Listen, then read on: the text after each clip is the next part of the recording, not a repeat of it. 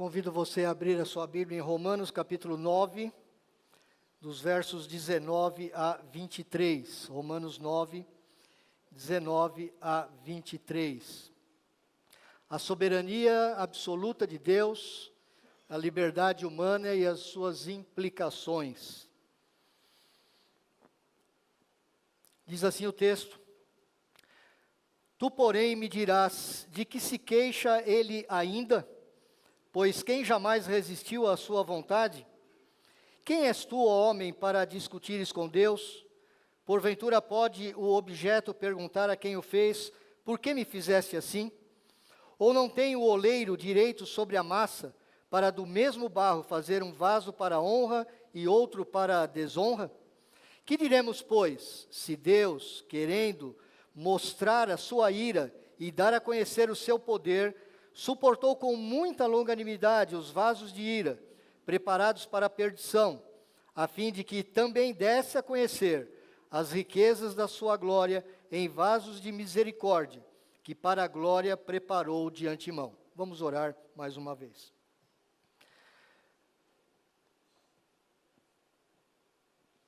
Pai, nós suplicamos a direção do Teu Santo Espírito nessa hora. Dá a mim fé e confiança na Tua palavra, e principalmente fidelidade à Tua palavra.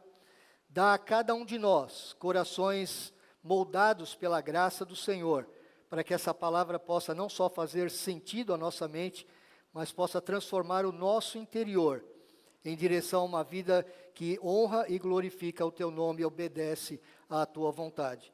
Essa é a nossa oração, que nós o fazemos em nome do Senhor Jesus Cristo.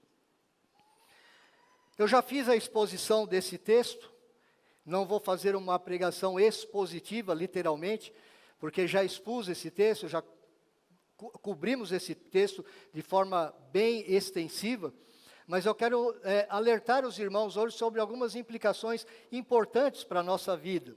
Quero lhes fazer um resumo daquilo que Paulo já nos fala nesses versos de 19 a 23. Ele está respondendo uma pergunta de seus interlocutores que baseava-se no seguinte: mas Paulo, se o seu evangelho que você prega é a verdade, por que tão poucos judeus creram? E se tão poucos judeus creram, Paulo, será que o plano de Deus, a justiça de Deus falhou? E Paulo, você acabou de dizer no verso 18 que pela eleição Deus escolhe alguns para salvar e escolhe outros para endurecer os seus corações. Se é assim, Paulo, então qual é a relação da vontade de Deus com a nossa vontade? No verso 19, na verdade, ele está dizendo para nós, por que ele encontra ainda culpados? Por que ele encontra ainda falhas? Porque quem resiste à sua vontade? Paulo, na verdade, nos versos 20 a 23, ele está respondendo essa pergunta. Será que a nossa vontade, será que nós temos uma liberdade de escolha? Será que nós temos o livre-arbítrio? Essa é uma pergunta que muitos fazem. Paulo vai retrucar que os seres humanos frágeis e finitos não devem questionar arrogantemente a justiça de Deus e tentar dar a Deus instruções sobre como governar o mundo. Isso é o que ele vai falar no verso 20, na parte A. Quem és tu, ó homem, para discutires com Deus? Essa é a primeira advertência do apóstolo Paulo. Na segunda parte do verso 20, ele diz que os direitos soberanos de Deus são defendidos com a ilustração do oleiro. Deus, como um oleiro, ele tem um direito soberano para fazer o que ele quiser com a sua criação. É impensável um vaso de barro se reportar ao oleiro e perguntar: por que você me faz assim? Eu estou questionando a sua autoridade. No verso 21, da mesma forma, Deus, como Criador, tem o direito de fazer alguns vasos para honra ou para salvação e outros vasos para desonra ou para destruição. Isso é que ele nos mostra no verso 21. Não tem o oleiro direito sobre a massa para do mesmo barro fazer um vaso para honra e outro para desonra. Nos versos 22 a 23, o apóstolo Paulo, ele tenta explicar, ele explica para nós por que, que o mundo é feito desta maneira. Por que, que o mundo que Deus criou deve funcionar desta maneira? E os versos 22 a 23 nos dão as respostas. Primeiro, Deus cria alguns vasos destinados à destruição, à perdição, porque Ele deseja revelar a sua ira e o seu poder contra o pecado. Deus quer mostrar o seu poder e a sua ira. Ele quer revelar a sua glória, que também constitui-se do seu poder e da sua ira. A revelação da sua justa ira, porém, não é o propósito final de Deus. Em contraste com a sua ira, há uma imensurável riqueza e preciosidade da sua misericórdia, que é impressa na consciência, na mente, daqueles que desde o princípio foram feitos vasos de misericórdia para a glória. Ou seja, o apóstolo Paulo, dos versos 22 e 23, nos diz o seguinte: Deus realmente tem a intenção de revelar o seu poder, a sua ira. No entanto, um objetivo maior, que engloba esse objetivo menor, é mostrar a sua glória aos vasos de misericórdia. Mostrar o quanto Ele tem sido gracioso para conosco, para a honra e glória do seu nome. Tudo o que Deus faz para a sua glória. É um assunto complexo, é um assunto difícil, a predestinação, a eleição, a relação com a liberdade humana. Mas, meus irmãos, eu quero desafiar você a ter duas atitudes básicas que nós precisamos manter hoje em dia, até mesmo para o equilíbrio da nossa alma. Primeiro, você deve ter um interesse genuíno.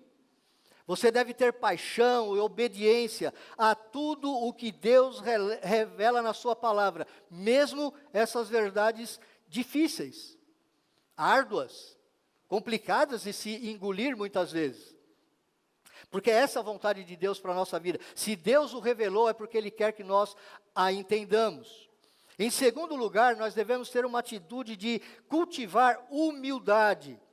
Nós devemos ter uma atitude tão humilde, irmãos, que nós devemos reconhecer: existe um Deus, um único Deus verdadeiro, e eu e você não somos esse Deus. Porque a tendência da nossa vida, desde a época de Adão, é nós querermos ser iguais a Deus. Nós queremos ser como Deus, conhecedores do bem e do mal, e, portanto, não queremos ser dependentes de Deus. Essa é a raiz de todo o pecado, até hoje. Há um texto de um grande teólogo do passado que diz assim, abro aspas: a predestinação de Deus é, de fato, um labirinto do qual a mente humana não consegue se libertar. Mas tão irracional é a curiosidade do homem, que quanto mais perigoso o exame desse assunto, mais ousadamente ele procede. Assim, quando se discute a predestinação, como ele não consegue se conter dentro dos limites devidos, imediatamente, por sua precipitação, ele mergulha, por assim dizer, nas profundezas do mar. E nós sabemos e nós conhecemos muitas pessoas que são assim. Nós, quando nos convertemos inicialmente, nós temos muita dificuldade com essa doutrina. Mas o autor, ele continua dizendo: qual remédio então há para os piedosos? Qual o remédio para nós crentes? Devem eles evitar todo pensamento sobre a predestinação, porque é um assunto difícil? De forma alguma. Pois o Espírito Santo não nos ensinou nada além do que aquilo que nos convém saber. O conhecimento disso, sem dúvida, seria útil, contanto que se limitasse à palavra de Deus. Então, o autor termina assim a sua descrição: que esta seja a nossa regra sagrada, não buscar saber nada a respeito disso, exceto o que a Escritura nos ensina.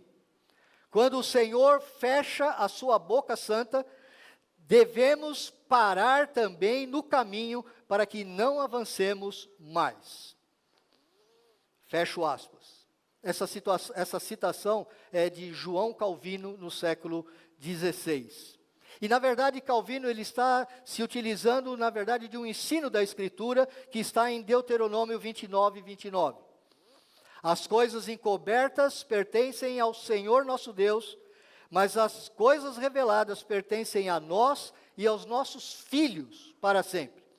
Então, se Deus revelou essa doutrina difícil, complexa, que mexe na nossa mente, nós devemos não só compreendê-la, mas nós devemos ensinar aos nossos filhos. Não devemos perder isso de vista de forma alguma. Eu repito a última frase de Calvino, que esta seja então a nossa regra sagrada. Não buscar saber nada a respeito disso, exceto o que as Escrituras nos ensinam.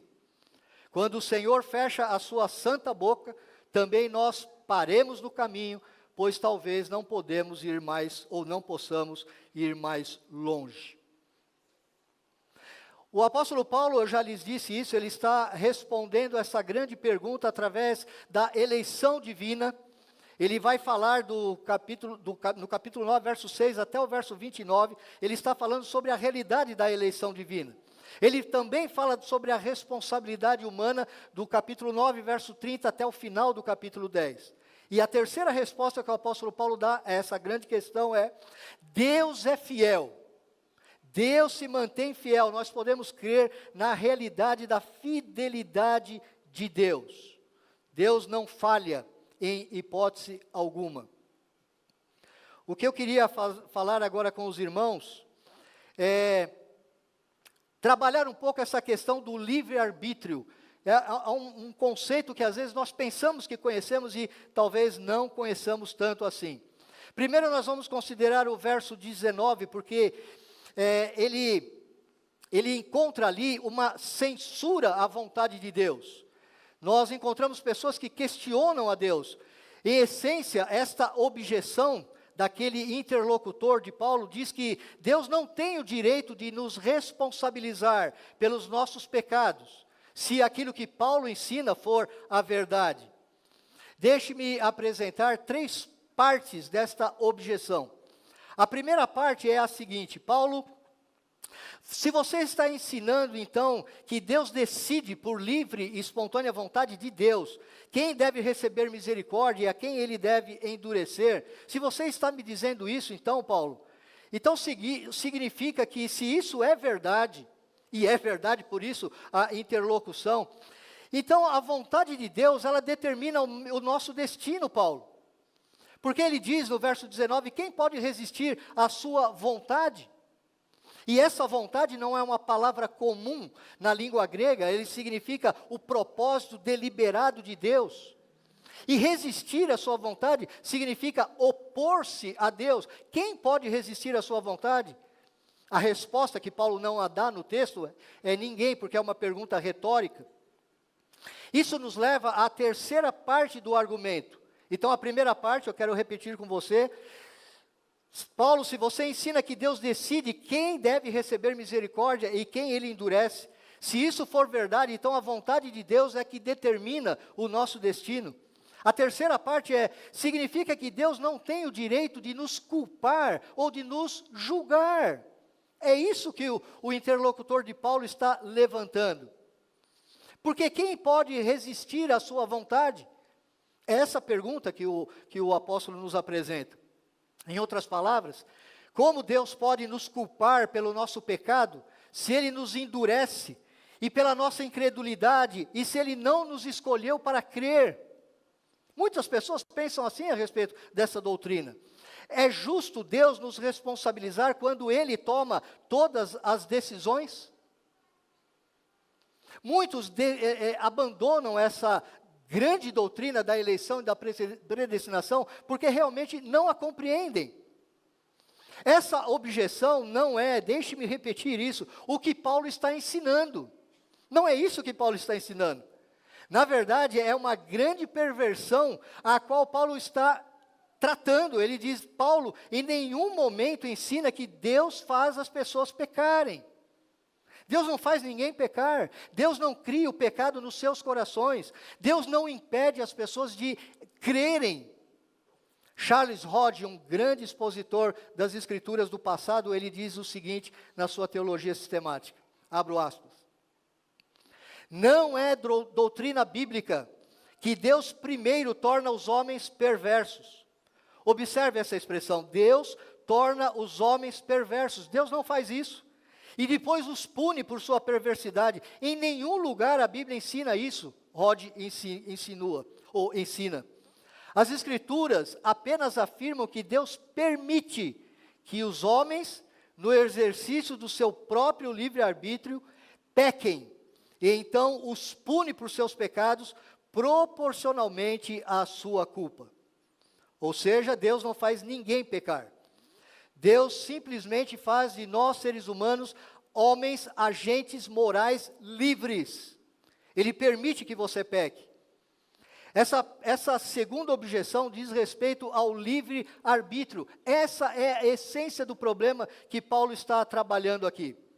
E Paulo vai fornecer uma resposta para esse livre-arbítrio do homem nos versos 20 a 23.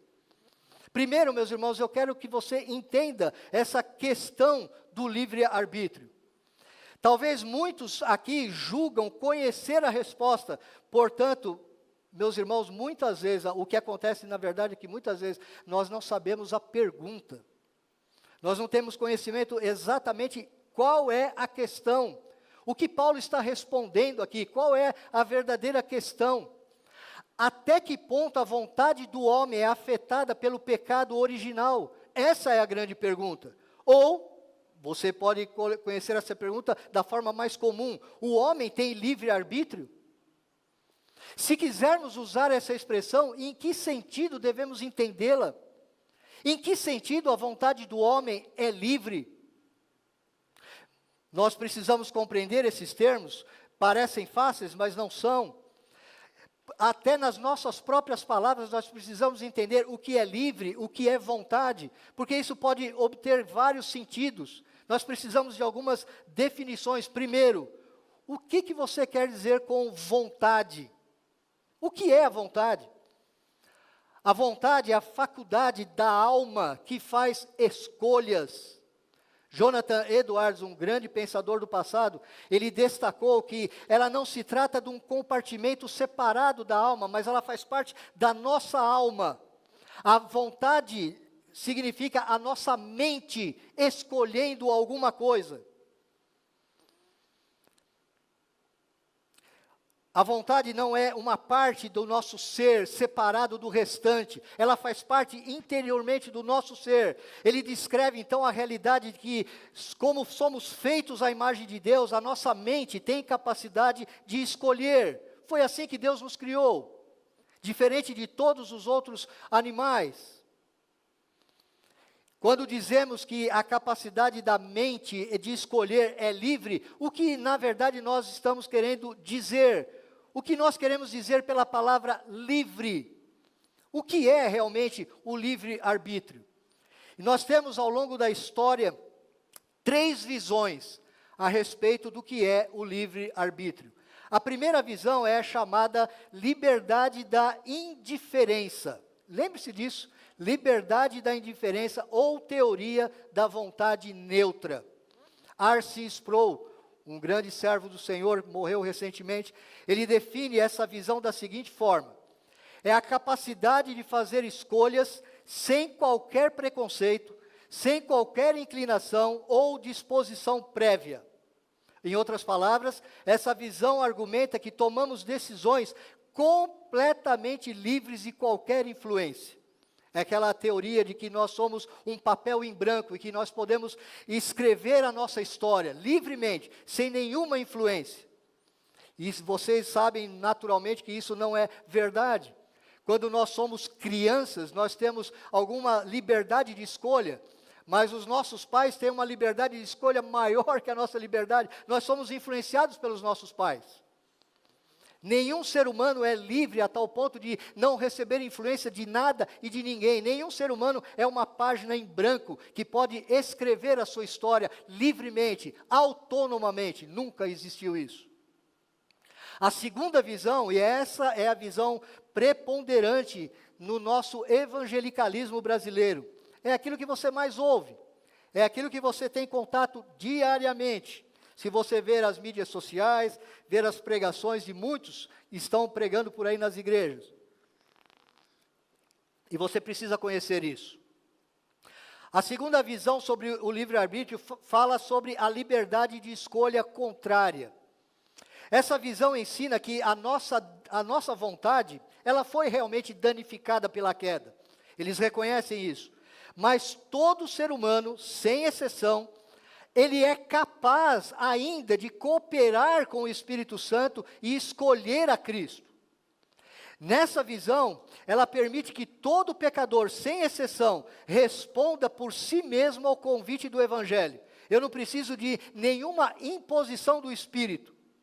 O pecador não regenerado, ele pode escolher livremente rejeitar a Cristo e permanecer em seu pecado, ou esse mesmo pecador tem o poder de fazer a escolha contrária de receber a Cristo. Eu posso fazer uma escolha hoje, posso fazer uma escolha amanhã. Essa teoria, ela é uma falácia, e ela se baseia numa falácia. O poder de fazer escolhas contrárias não é a essência do que significa ter livre-arbítrio. Por exemplo, Deus. Será que Deus tem livre-arbítrio? É uma pergunta até certo ponto capciosa. O que realmente queremos dizer é que Deus é absolutamente livre para fazer as escolhas que Ele decide fazer segundo a sua vontade. Ele é livre nesse sentido. Nem Deus tem o poder de escolha contrária à sua vontade em todos os aspectos. Deus sempre escolhe o bem e o reto e o justo. Deus não é impelido por nada fora dele a fazer uma escolha. Ele escolhe todas as coisas conforme a sua natureza. Portanto, nem mesmo Deus tem a liberdade da escolha contrária. A sua vontade não é livre nesse sentido, ela é limitada pela sua natureza. Deus escolhe conforme a sua natureza, e graças a Deus por isso. Não poderia ser o contrário. Alan Kearns, ele escreve, abro aspas, a liberdade de Deus consiste em escolher e agir de acordo com a disposição da sua vontade, mas sem o poder da escolha contrária. Deus não é influenciado por nenhuma força exterior. A terceira visão da vontade humana, e é essa que é bíblica, é a liberdade de autodeterminação. Eu prefiro essa expressão. Depois vou explicar um pouco melhor. É isso que a Bíblia ensina, a liberdade de escolhermos sem influências externas. É isso que nós queremos dizer quando falamos que o homem tem livre-arbítrio, nesse sentido. É a capacidade de escolher de acordo com a disposição da sua própria vontade, sem controle externo. Eu cito novamente Charles Hodge, ele diz assim: o homem é livre não apenas quando os seus atos externos são determinados por sua vontade, mas também quando suas volições, que são características da vontade, são verdadeiramente e propriamente dito, determinado por nada externo a si mesmo, mas procedendo dos seus próprios pontos de vista, dos seus sentimentos e disposições, de modo que seja uma expressão real, inteligente e consciente do seu caráter ou do que está em sua mente. Isso é a liberdade de autodeterminação. Nesse sentido, todo ser humano ele tem o livre-arbítrio. A sua mente é capaz de escolher aquilo que deseja. O problema, meus irmãos, é que Edwards, por exemplo, afirmava que a vontade sempre escolhe de acordo com a inclinação mais forte no momento. O problema todo é que a nossa natureza ela é inclinada ao pecado e ao mal. Significa que cada escolha que você e eu fazemos é livre, e cada escolha que nós fazemos, ela é determinada ao mesmo tempo. Ela é livre no sentido que as nossas escolhas são realmente nossas. Elas não são determinadas por alguma força externa. Deus não nos faz pensar assim ou assado. Agora, o grande problema, meus irmãos, reside nesse grande fato, a nossa natureza. Os nossos desejos estão corrompidos. Agostinho, o grande pensador do começo da era cristã, ele disse que nós temos livre-arbítrio no sentido de que fazemos escolhas reais, mas ainda nos falta liberdade. Podemos escolher o que queremos, mas nunca temos a liberdade de querer a Deus e querer a justiça. Isso não faz parte do homem naturalmente. Robert Raymond, ele diz: o homem é incapaz de mudar o seu caráter ou de agir de uma maneira que seja distinta da sua corrupção. Martinho Lutero escreveu um grande livro na época da Reforma, A Escravidão da Vontade. Ele diz assim: quando você entende o que a Bíblia realmente ensina sobre o livre-arbítrio, você entende que isso é um termo grandioso demais. Mas eu quero agora mostrar para você a perspectiva bíblica sobre o livre-arbítrio do homem. Nós poderíamos trabalhar isso de vários aspectos, eu escolhi somente dois pontos principais sobre a perspectiva bíblica a respeito do livre-arbítrio. Primeiro, o homem tem liberdade de fazer escolhas reais de acordo com os seus próprios desejos. E eu quero que você volte os olhos para o verso 20 do capítulo 9. Ele faz uma pergunta: quem és tu, ó homem, para discutires com Deus? Veja que há um personagem aqui que está discutindo com Deus, que está se interpondo contra Deus, está se opondo à vontade de Deus. Nós podemos responder a Deus desta forma. O próprio fato de sermos livres para responder a Deus mostra que nós não somos autômatos, não somos robôs. Deus permite até certo ponto nós resistirmos à sua vontade moral, à sua vontade revelada. A Bíblia mostra isso o tempo todo. Nós fazemos escolhas reais de acordo com os nossos desejos. Veja o verso 22. Que diremos, pois, se Deus, querendo mostrar a sua ira e dar a conhecer o seu poder, suportou com muita longanimidade, com uma paciência que não tem limites, os vasos de ira preparados para a perdição? Ou seja, Deus, na sua misericórdia, Ele suporta com paciência aquelas pessoas que estão se opondo a Ele. Elas não são as escolhas de Deus, são as suas próprias escolhas. E Deus as tolera. Deus as suporta. O homem faz escolhas reais. Isso implica, meu irmão, que nós seres humanos estamos fazendo continuamente escolhas contrárias à vontade de Deus. Presbítero André, quando orou, ele nos mostrou, nós éramos mortos nos nossos delitos e pecados, e ele nem sabia que nós vamos falar disso em Efésios capítulo 2. Nós estávamos mortos, sem nenhuma vontade, nós não buscávamos a Deus. Há uma terceira maneira de ilustrar essa ideia. O homem é livre para fazer escolhas reais. A resposta de Paulo, ela vai se alongar um pouco mais a partir do verso 30 do capítulo 9 até o final do capítulo 10. Ele vai mostrar como o homem é responsável pelas suas decisões. Cada pessoa é totalmente responsável pela recusa do evangelho. Portanto, o homem é livre. A sua vontade é livre no sentido que ele faz escolhas reais de acordo com os seus próprios desejos, a sua vontade, mesmo quando esses são contrários à vontade e aos propósitos de Deus. O segundo ponto que eu quero mostrar para você sobre o livre-arbítrio segundo as Escrituras: a vontade do homem não está livre da sua própria depravação, da sua própria corrupção. E eu quero que você volte ao capítulo 3 de Romanos. Nós já passamos por esse texto. Dos versos 9 a 20, o apóstolo Paulo está fazendo um resumo daquilo que ele vinha tratando desde o verso 18 do capítulo 1. Ele está mostrando como todo tipo de ser humano está numa condição deplorável diante de Deus.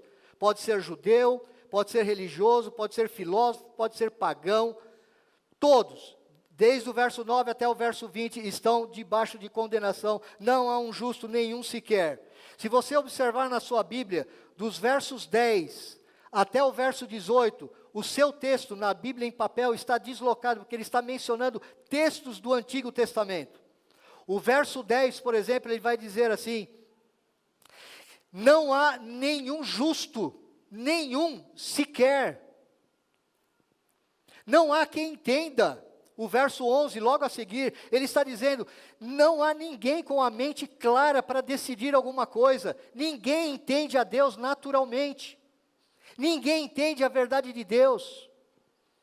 Ninguém, na verdade, está em condição de fazer uma análise da realidade espiritual em que se encontra. A nossa mente é obscurecida.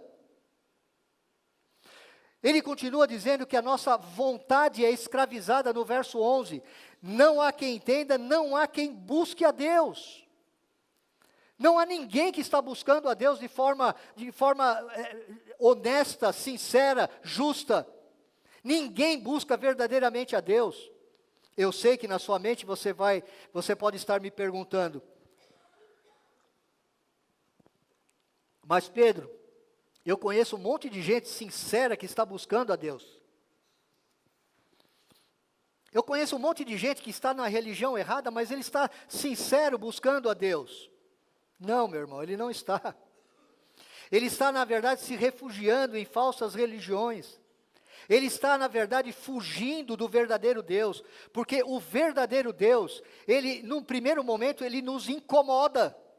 Porque ele é santo, santo, santo, e nós não somos. Na verdade, se você encontrar uma pessoa que você possa dizer, ele está buscando a Deus de forma sincera e honesta, na verdade não é ele que começou esse processo, foi o próprio Deus que começou a buscá-lo. O verso 12 de Romanos 3 nos diz que todos se desviaram juntamente, tornaram-se inúteis. Isso descreve a vida inteira de uma pessoa, o seu estilo de vida é rebelde, é caracterizado por um comportamento pecaminoso. Não há ninguém que faça o bem. Nenhuma pessoa escolhe a Deus, nenhuma pessoa escolhe o caminho de Deus, nenhum ser humano escolhe realmente fazer aquilo que Deus considera bom. Outra pergunta que vem na sua mente, mas Pedro, se isso fosse verdade, a humanidade não teria como sobreviver, o homem seria mau até a última potência. Não é, porque Deus restringe pela sua graça geral. Nós não somos tão maus quanto poderíamos ser pela graça de Deus, que estabelece leis, estabelece sociedade, estabelece família, estabelece valores, ele imprime a sua mente no nosso coração, como Romanos capítulo 1, versos 18 em seguida vão nos dizer. O que na verdade significa que fora de Cristo, todos nós somos inflados pelo pecado, somos permeados pelo pecado.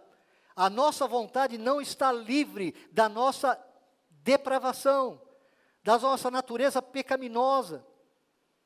Martinho Lutero, nesse livro que eu lhes falei, nessa obra, A Escravidão da Vontade, a respeito desse texto, ele diz, abro aspas, quem ousar defender o livre-arbítrio contra essas acusações, eu cederei de bom grado, retratarei-me e confessarei e afirmarei o livre-arbítrio.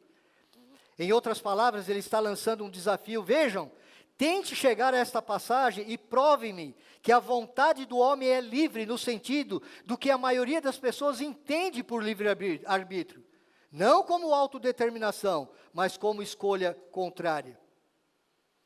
O homem pode escolher, sim, o que vai fazer, o que você pode pensar, o que você pode desejar, o que você vai fazer amanhã, mas você vai decidir, escolher isso por causa da sua natureza. E se você não tem uma nova natureza, se você não nasceu de novo, se você não está em Cristo, você vai escolher tudo aquilo que desagrada a Deus. Mateus capítulo 7, verso 18, o Senhor Jesus nos mostra isso de forma muito clara. A eleição e predestinação, irmãos, não está só em Romanos 9, ela está em toda a Bíblia. Ela está em Mateus capítulo 7, ela está em João capítulo 6, ela está em toda a Escritura. O Senhor Jesus disse para os seus ouvintes, uma boa árvore não pode produzir frutos ruins, e nem uma árvore ruim produzir bons frutos. E a palavra poder aqui, ela vem de uma palavra chama dunami, poder, habilidade, capacidade, nós não temos, não é natural em nós, e esse é o nosso grande problema. Voltando à pergunta, temos livre-arbítrio? Se você se referir à autodeterminação, ou seja, você faz escolhas reais conforme os teus desejos, conforme a inclinação da tua carne, sim, você tem. Mas se você se referir à escolha, à liberdade de escolher a Deus, você não tem. Você tem um problema sério, você não entendeu o Evangelho ainda. Ainda em Romanos 8, verso 7, está perto de onde nós estamos, ele nos diz assim: por isso, o pendor da carne é inimizade contra Deus. Carne aqui significa o homem sem Deus. Deixa eu ler o verso 6, 7 e 8 para ficar mais claro. Porque o pendor da carne dá para a morte, mas o pendor do Espírito para a vida e paz. Por isso, o pendor da carne é inimizade contra Deus, pois não está sujeito à lei de Deus, nem mesmo pode estar, o dunamis, de novo. Portanto, os que estão na carne não podem agradar a Deus. A mentalidade da carne, a mentalidade do descrente, ela é hostil a Deus. Ele não se submete à lei de Deus. Isso não significa, meu irmão, que todo incrédulo por aí está levantando as suas mãos, brigando com Deus, xingando a Deus. Não é isso. O ponto é que essa hostilidade, ela se manifesta na falta de vontade de fazer o que Deus diz. Não se submete à lei de Deus. Muitas vezes, meus irmãos, nós precisamos aprender isso. Nós estamos tratando com pessoas que às vezes nós estamos falando do Evangelho durante anos. E a pessoa não muda 1 milímetro. A pessoa às vezes não é crente, você pensa que ela é crente, você pensa que ela é uma amiga do Evangelho e ela não é. Ela está lutando interiormente com isso. Ela tem ainda uma natureza depravada, distorcida, corrompida. Aqueles que não têm o Espírito de Deus não podem agradar a Deus, não têm a capacidade de agradar a Deus. E por que isso? Porque Hebreus 11:6 diz que sem fé é impossível agradar a Deus. E a fé é um dom de Deus.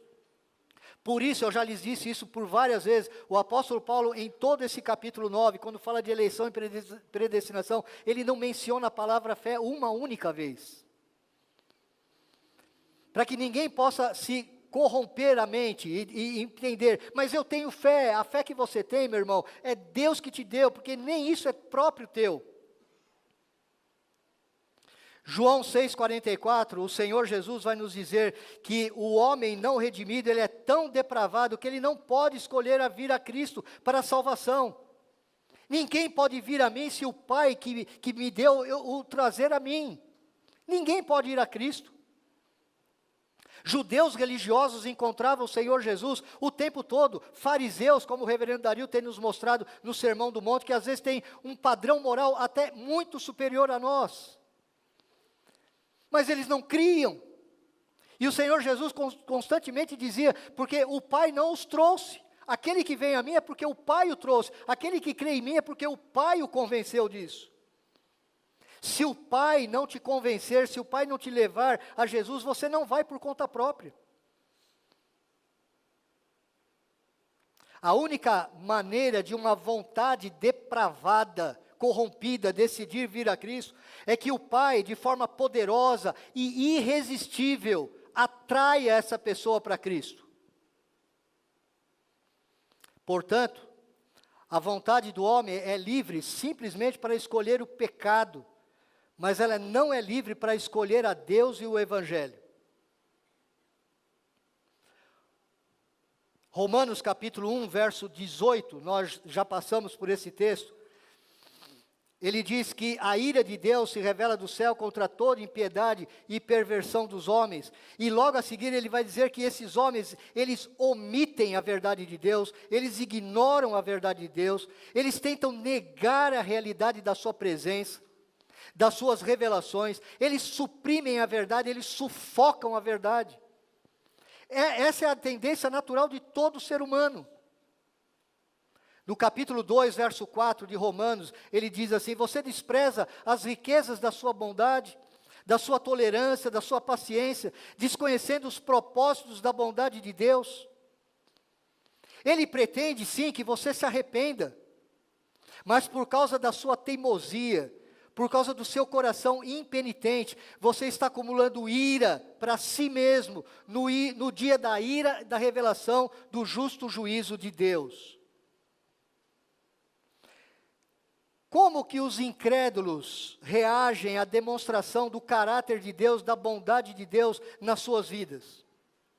Quando Deus, por exemplo, lhes dá o alimento, as roupas, a família, a proteção, o amor, como que os incrédulos reagem? Ó Deus, muito obrigado, eu quero continuar te servindo, te amando, te adorando, eu dedico a minha vida ao Senhor, como, se não me engano, um dos cânticos do coral, Cristo é o Senhor e eu quero entregar a minha vida completamente a Ele, Ele é tudo para mim, foi o coral mesmo que cantou. Não. O homem incrédulo, ele é teimoso, ele é de coração endurecido, ele é impenitente. Ele vive como se Deus não existisse. Ele ignora a vontade de Deus. No capítulo 10, verso 3,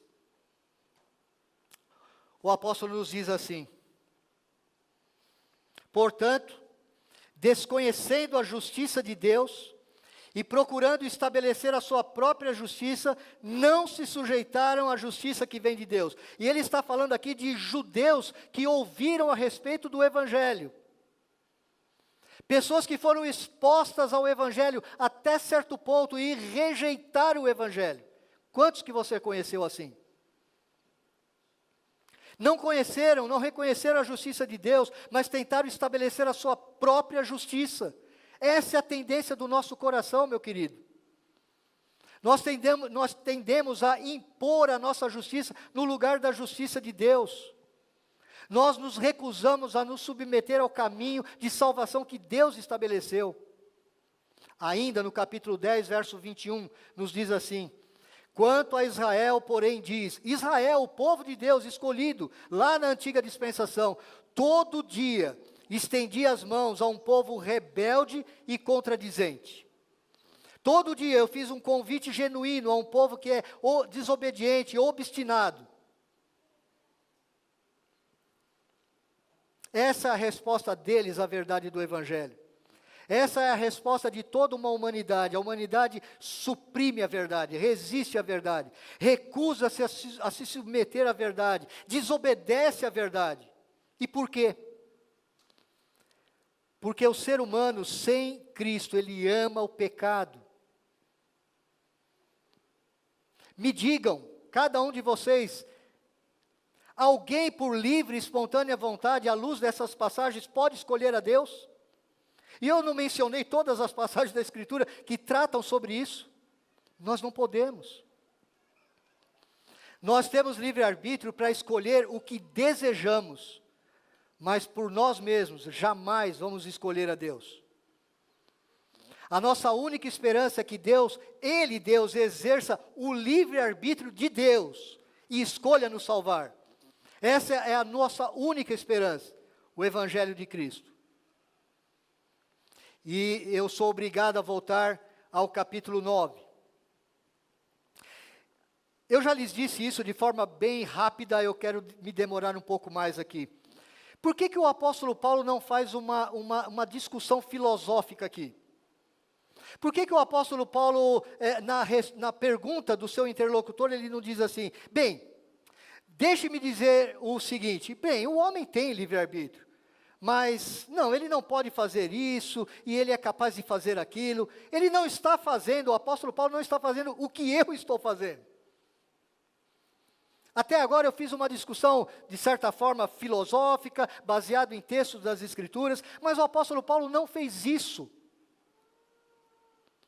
O apóstolo Paulo não responde nos mesmos termos daqueles que estão o interpelindo. Sabe por quê, meu irmão? Porque o que o apóstolo Paulo está nos colocando aqui, o ponto importante, não é o nosso livre-arbítrio, mas o livre-arbítrio de Deus. É disso que essa passagem está tratando. O livre-arbítrio de Deus é o ponto central de toda essa sessão, do verso 14 até o verso 23. É a liberdade da vontade de Deus de decidir quem vai receber sua justiça e quem vai receber a sua graça. principalmente nos versos 20 a 23. Nesses versículos, em resposta a uma objeção sobre o livre-arbítrio do homem, Paulo apresenta uma apologética bíblica, uma defesa bíblica, ou seja, ele fala do livre-arbítrio de Deus. Essa é a mensagem dos versos 20 a 23. Se a gente pudesse resumir isso numa única frase, eu diria para você: não temos o direito de questionar a Deus sobre a sua livre decisão de mostrar misericórdia a alguns e fazer justiça a outros. Essa é a mensagem do verso 20 a 23. Por que ele faz isso?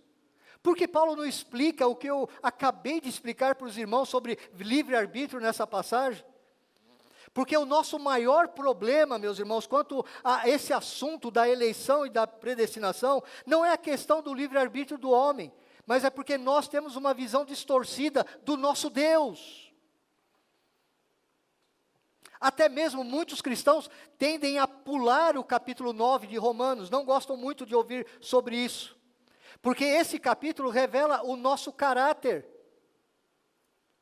Nós distorcemos a história, nós transformamos Deus em um Deus caprichoso e indiferente, que talvez esteja brincando com homens pendurados sobre o mar do inferno. A história da eleição é que nossas vontades são tão depravadas que jamais por nós mesmos escolheríamos a Deus. A nossa única esperança é que um Deus bom, generoso, misericordioso, Ele estenda a sua mão por meio do seu Filho para rebeldes como nós, que jamais se aproximariam dEle. Jamais teriam essa livre decisão por sua vontade. Nós jamais escolheríamos ser filhos e filhas de Deus. Por isso Ele responde dessa forma. O oleiro tem o direito total sobre o barro para fazer da mesma massa terrível, pecaminosa, um vaso para honra e outro vaso para desonra. Agora eu quero que você vá a Efésios 2, o texto que nós usamos na nossa liturgia, e de forma bem rápida.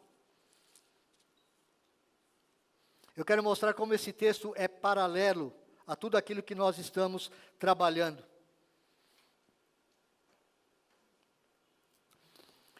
Efésios 2, nós já lemos na liturgia, eu não vou lê-lo de novo. Nesses 10 primeiros versos, ele está trazendo diversas implicações sobre essa ideia da escravidão da vontade humana e como Deus nos liberta disso. Nos 3 primeiros versos, o apóstolo Paulo está dizendo: nós estávamos mortos espiritualmente, nós estávamos desconectados de Deus, nós estávamos mortos nas nossas transgressões e dos nossos pecados. Nós estávamos em rebeldia, nós estávamos chafurdados no pecado. A palavra andar que está nessa passagem significa o nosso estilo de vida, o nosso padrão de vida. Por causa do nosso pecado, nós andávamos em perfeita sintonia com o espírito da época. Ele fala aqui, esse eu preciso repetir para você. Nos quais andastes outrora segundo o curso deste mundo, segundo o príncipe da potestade do ar, que é Satanás, e do espírito que agora atua nos filhos da desobediência. O que o apóstolo Paulo está dizendo aqui é que nós andamos no espírito da nossa época. Por causa do nosso pecado, meus irmãos, nós andamos em sintonia com o espírito da nossa época. Não só segundo o espírito de Satanás, mas Satanás, ele organiza, ele administra o espírito da nossa época. E em cada época do mundo pode mudar a cultura, pode mudar o modus operandi, mas a forma, o alvo é o mesmo. Ele nos ilude, ele nos engana. Nós andávamos assim em sintonia com o Zeitgeist, o espírito da época. Nós andamos segundo a mentalidade da época, precisamos tomar cuidado com isso. Nós andávamos conforme o espírito de Satanás, através de falsas religiões, através de ideologias, filosofias. Nós estamos seguindo o espírito da época. Veja que no verso 3 o apóstolo Paulo diz, entre os quais também todos nós andamos outrora. Ele mesmo diz, eu estava morto dos meus delitos e pecados, eu também estava seguindo o espírito da época, mas veja, o apóstolo Paulo era um fariseu. A pergunta que talvez muitos façam é, em que encrenca um fariseu pode se meter? O reverendo Dario tem nos falado sobre isso. A resposta é muita coisa. Se nós formos religiosos, meus irmãos, mas nós não nascermos de novo, nós estaremos sendo fariseus. Nós continuaremos vivendo segundo os desejos da nossa natureza pecaminosa. Quando nós nos entregamos literalmente à vontade da carne e dos pensamentos, nós nos entregamos aos desejos do nosso corpo carnal, aos desejos da nossa mente. Éramos por natureza, diz o verso 3, filhos da ira, assim como os demais. A ira de Deus continua sobre a humanidade incrédula. Qual a implicação disso para nós hoje, meus irmãos? Significa que para alguém ser salvo, é necessário a eleição, a escolha livre e soberana de Deus. O livre-arbítrio que só Deus tem. O Evangelho não é como se você tivesse caído despreocupadamente ou sem intenção de um navio está no mar e alguém joga uma boia para você e você tenta buscar essa boia para se salvar. Não, isso não é o Evangelho. O Evangelho significa que nós pulamos do navio de livre e espontânea vontade. Nós odiamos a generosidade de Deus. Nós nos atiramos à própria morte. Nós estávamos completamente mortos, inconscientes, nós não estávamos conscientes da nossa condição, nós estávamos flutuando da água e nós nem procurávamos uma boia. A nossa única esperança é que Deus venha e intervenha. O verso 4, ele diz, mas Deus, sendo rico em misericórdia e por causa do grande amor com que nos amou. Se Deus não tivesse tomado a iniciativa, nenhum de nós estaríamos aqui. A eleição, a salvação é um ato soberano de Deus. Mas Deus, sendo rico em misericórdia por causa do grande amor com que nos amou, quando nós estávamos lá mortos dos nossos delitos e pecados, Ele nos deu vida. Quando nós só tínhamos morte em nós mesmos. Os versos 8 e 9 nos dizem assim, porque pela graça sois salvos mediante a fé, e isto, que é não só a graça, mas a fé, não vem de vós, é dom de Deus, não de obras, para que ninguém se glorie. A eleição da graça, a eleição e a salvação, ela só vem da graça de Deus. Pela graça de Deus nós somos salvos somente pela fé, e é dom de Deus, é um presente de Deus. Deus precisa mover o seu coração. Ele é a única esperança. E o verso 10 termina dizendo que nós somos criação de Deus. Nós somos criados em Cristo Jesus para as boas obras que glorificam ao próprio Deus. Se você está aqui nessa manhã, nós temos alguns visitantes aqui, eu já vi uma pré-lista de alguns visitantes. Se você está aqui nessa manhã e você não é um cristão ainda, à noite, né? Eu preguei já de manhã, né? Eu quero falar para você, meu querido, sem Cristo você não tem esperança nenhuma. Não há nenhuma esperança em você mesmo. A única esperança que você tem, eu peço encarecidamente, eu imploro a você, se entregue à graça e à misericórdia de Deus.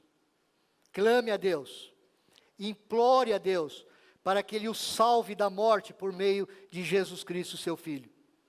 Somente Deus pode lhe conceder e lhe dar fé, o arrependimento e a fé. Somente Deus pode dizer, haja vida onde há morte. Somente Deus pode dizer, haja luz onde há trevas.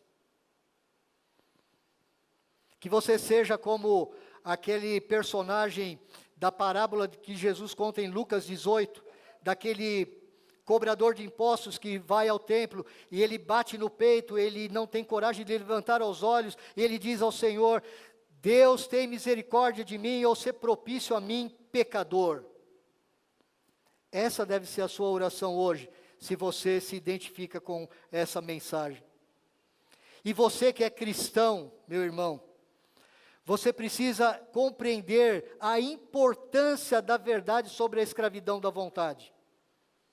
Para você entender de onde Deus te tirou, e para, inclusive, você entender o poder que você precisa para vencer os seus pecados no dia a dia. Eu e você, crentes, nós nunca teríamos nos arrependido e crido, se Deus não tivesse dado vida a nós, se Deus não nos tivesse dado o arrependimento e a fé. Deus exerceu o seu livre arbítrio, para que nós pudéssemos crer no seu Filho. Deus exerceu esse livre-arbítrio para nos tirar das trevas. Não leia o capítulo 9 de forma rápida e pule. Medite nele. Ele é difícil, ele faz a sua mente suar.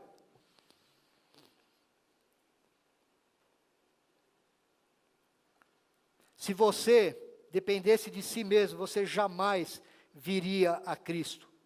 Jamais. A sua única esperança é que o grande coração amoroso, generoso de Deus, um dia revelou a sua graça para você. Foi isso que ele fez. Esse é o verdadeiro Deus.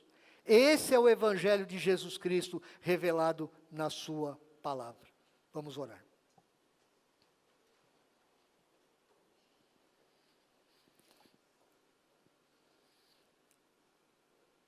Pai, a tua palavra foi exposta.